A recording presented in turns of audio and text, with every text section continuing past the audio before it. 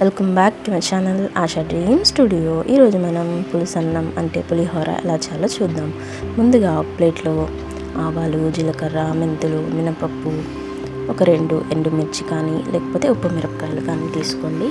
అలాగే వేరుశనగపప్పు, కరివేపాకు, నిమ్మరసం.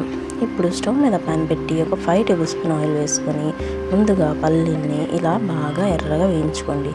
వేయించుకున్న పల్లీల్ని పక్కకు తీసి పెట్టుకోండి.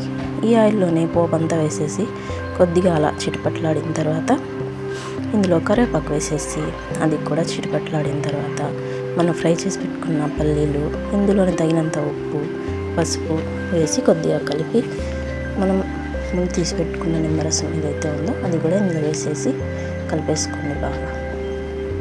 ఇప్పుడు ఈ మిశ్రమాన్ని అంతా మనం పులిహోర చేయడానికి రెడీ చేసుకుని అన్నంలో వేసేసి బాగా మిక్స్ చేసుకోండి. ఒకవేళ ఉప్పు కానీ నిమ్మరసం కానీ పులుపు కానీ తగ్గిందంటే ఇంకొద్దిగా ఇలా యాడ్ చేసుకోండి దీంట్లోనే. అంతే, చాలా సింపుల్. ఇందులో జీలకర్ర, మెంతుల పొడి, ఇంగువ ఇవన్నీ కూడా వేస్తారు. నా దగ్గర లేవు, సో నేను వేయలేదు. అయినా కూడా టేస్ట్ అయితే చాలా బాగుంది. దీన్ని ఇంకా చింతపండు పులుసుతో, ఇంకా పచ్చిమిరపకాయతో ఇలా వెరైటీగా చేస్తారు. అందులో ఇది సింపుల్గా ఇలా చేసుకుంటే అయిపోతుంది. ఇప్పుడు టేస్ట్ చూసుకొని ఏమైనా సరిపోకపోతే ఇంకొద్దిగా యాడ్ చేసుకోండి. అంతేనండి. ఈ రెసిపీ మీకు ఎలా అనిపించిందో నాకు కామెంట్లో తెలియజేయండి.